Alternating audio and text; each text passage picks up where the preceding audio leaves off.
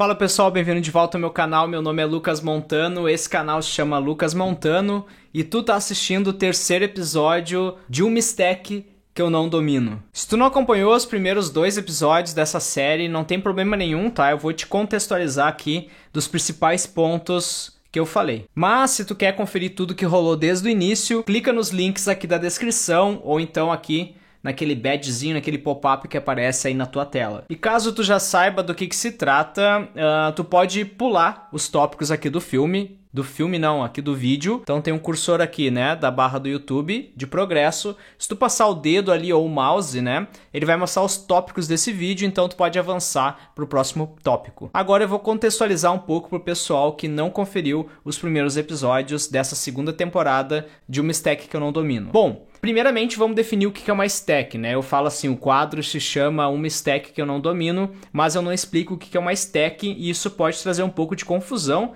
para quem está recém entrando na área. No contexto de desenvolvimento de software, stack é o nome que se dá para um conjunto de tecnologias que nós, como programadores, utilizamos para criar alguma solução. Isso envolve as próprias linguagens de programação que tu pode usar num projeto, os bancos de dados, os frameworks e até mesmo a configuração do ambiente que tu está usando. Então, quando eu falo que esse quadro se chama uma stack que eu não domino, basicamente o que eu quero dizer é que eu estou aprendendo uma stack nova. E eu estou fazendo isso ao vivo lá naquela outra plataforma de streaming de vídeos. Sim, uma stack que eu não domino começou no Montano TV, que é feito naquela plataforma roxinha, onde eu transmito ao vivo 12 horas de aprendizado. 12 horas de sofrimento, na verdade, porque eu estou trabalhando com algo que eu nunca trabalhei antes na frente de centenas de pessoas. E o mais legal desse quadro é que a tecnologia que eu tenho que aprender em 12 horas é votada ao vivo no chat da streaming. Nessa segunda temporada a gente está utilizando Python. E Python disputou ali acirrado com JavaScript através de React. Então na nossa votação para essa edição nós tínhamos ali Rust, JavaScript com React, Dart com Flutter, Haskell e algum framework com Python. A votação ficou bem disputada entre React com JavaScript ou algum framework qualquer em Python. E no fim o Python ganhou. Só que depois da votação, a gente começou a escutar que muita gente gostaria de ter votado em mais opções. Porque quando tu pergunta assim, qual tecnologia tu gostaria de aprender, muitas vezes não é uma versus a outra. Muitas vezes tu quer aprender várias tecnologias e tu estaria super ok se qualquer uma daquelas tecnologias que tu tem preferência ganhasse a votação. Então, como a gente tinha que escolher algo para criar com Python, a gente decidiu numa conversa no Discord, no servidor que a gente tem gratuito publicamente no Discord, vocês podem acessar lá. A gente começou a conversar sobre o que a gente poderia criar em Python. E aí a galera começou a falar assim, bom, a gente pode criar um sistema de votação. E um dos membros da nossa comunidade mandou um link para o artigo oficial, que é um artigo australiano, que falava sobre um processo de Ranked Voting, ou Instant Runoff Voting. Basicamente, nesse processo, ao invés de tu votar numa única opção, tu pode escolher múltiplas opções, ordenando elas por ordem de preferência. Se quiser saber um pouco mais detalhado sobre o que é esse Ranked Voting, eu explico direitinho no primeiro episódio dessa temporada, tá? Clica aqui em cima. Agora, sobre o que nós vamos falar nesse episódio. No episódio passado eu expliquei e mostrei para vocês o nosso desenho, né? O nosso System Design. System Design é o processo de definir a arquitetura, os módulos, as APIs, os dados de input e de output de um sistema.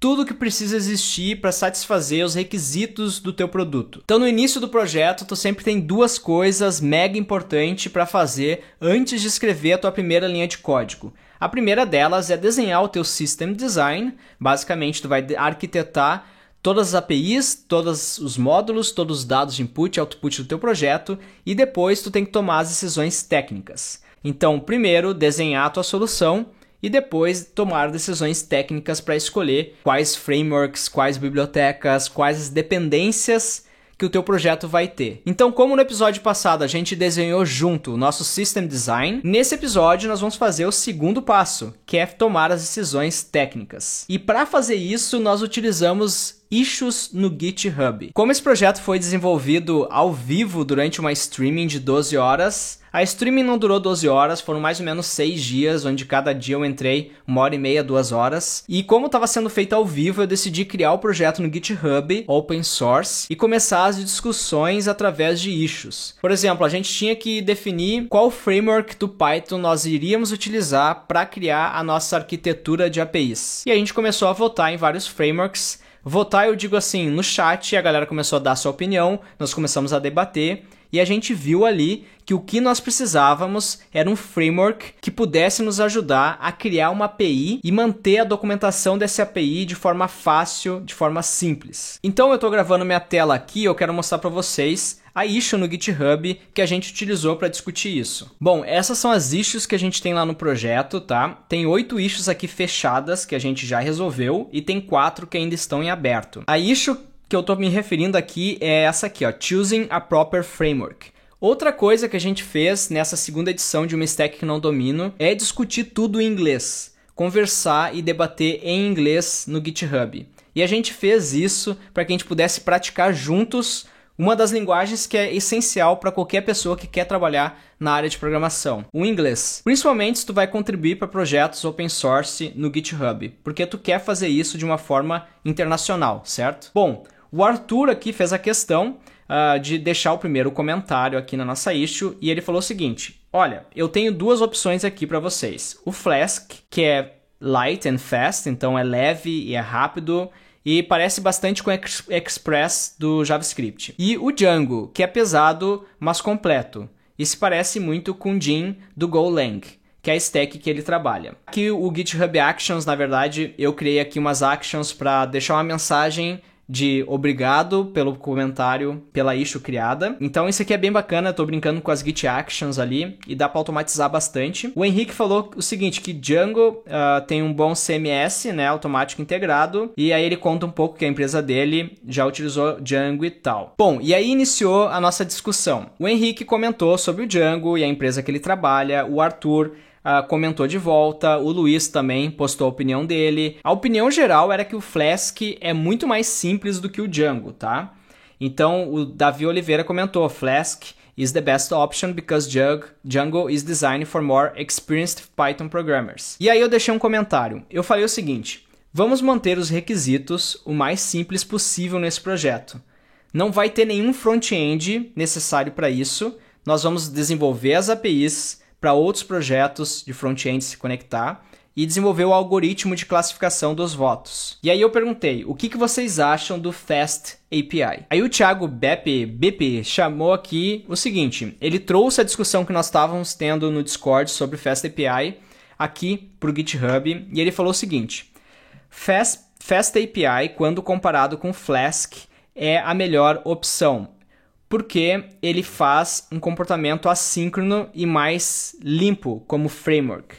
Todas as funcionalidades que o Flask tem estão cobertas pelo Fast API. E aí eu coloquei um link aqui bem útil sobre Flask versus Fast API e o link dizia o seguinte, Flask is a HTML-oriented, not API-oriented. Então, na minha opinião, a gente poderia ir pelo Flask, mas como nós não vamos ter front-end no projeto, e como o Flask ele é orientado ao HTML e não foi criado, digamos assim, orientado à API, o Fast API, como até diz o nome, é uma maneira rápida e orientada à API de utilizar o framework. E aí aqui o Arthur falou, olha, o que eu tenho visto é o pessoal utilizando Flask para fazer APIs. E aqui que vem um dos aprendizados que a gente teve ao tomar decisões técnicas. Num debate, tu vai ver que muita gente vai trazer a experiência passada, né? Vai trazer o seguinte, eu acho que o framework A é o melhor porque eu já trabalhei com ele e é muito simples. Mas isso é um aprendizado que eu tive ao longo da minha carreira e que nem sempre as experiências passadas que eu tive em outros projetos vai resolver o problema num projeto atual.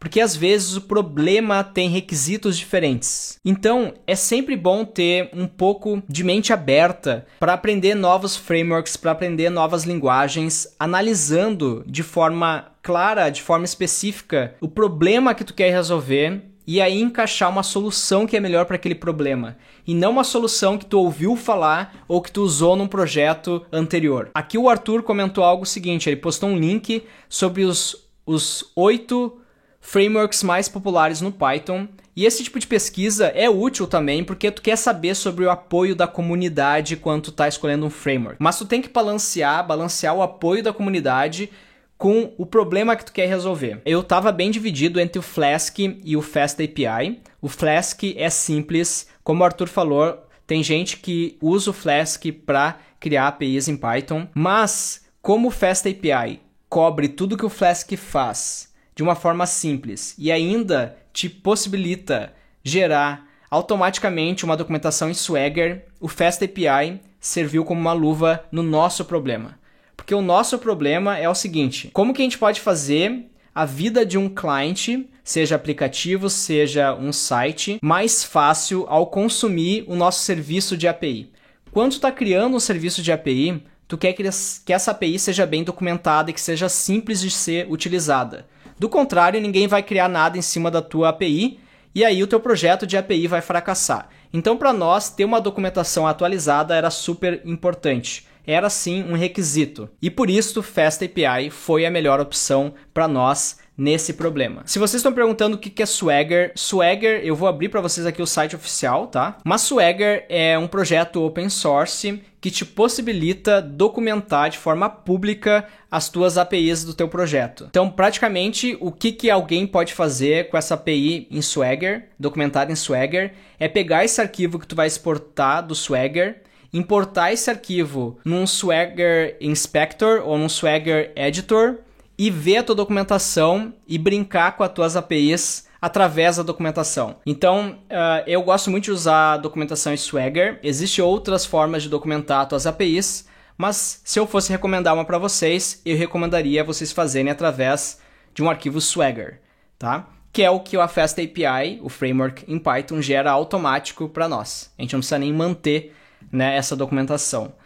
Bom, a nossa próxima decisão técnica que a gente teve que tomar era referente à base de dados. Qual base de dados nós iríamos utilizar? No primeiro momento, como vocês devem ter visto no nosso System Design, nós precisávamos criar em memória uma fila de processamento. Para manter essa fila de processamento numa base de dados de memória, nós tínhamos algumas opções. A primeira delas sendo o Redis, e a segunda sendo o RabbitMQ. A gente, da mesma forma que a gente fez para decidir qual framework utilizar do Python, nós fizemos o mesmo exercício para decidir qual base de dados de memória a gente iria utilizar para fazer cache e para fazer a fila de processamento. O Bruno Rocha comentou nessa issue nossa. E o Bruno Rocha, para quem não sabe, ele é host do Code Show, que também faz live coding naquela outra plataforma roxinha, também tem um canal aqui no YouTube.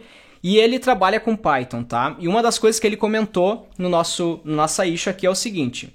Se a gente decidir ir com FastAPI, existe uma forma facilitada de utilizar o Redis, através do Python RQ. E aí ele mandou o link.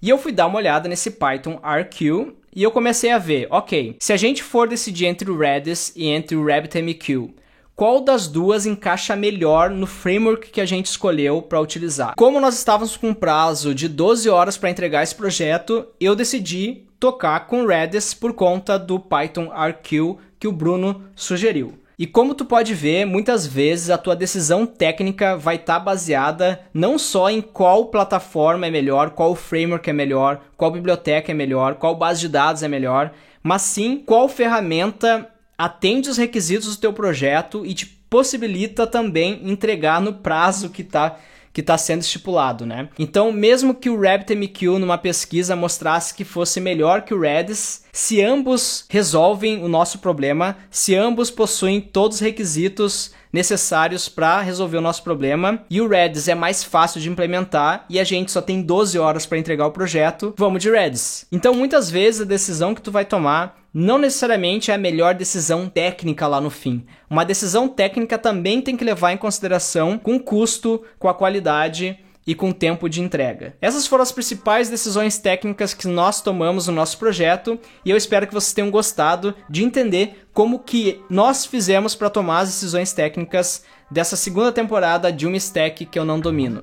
Lembrando que se tu quer acompanhar a terceira temporada, não se esquece de se inscrever aqui no canal, clicar no sininho. E qual seria a tua decisão para resolver esse nosso problema utilizando Python? Qual base de dados, qual framework tu teria escolhido no Python para resolver esse nosso problema? Um forte abraço e até o próximo vídeo.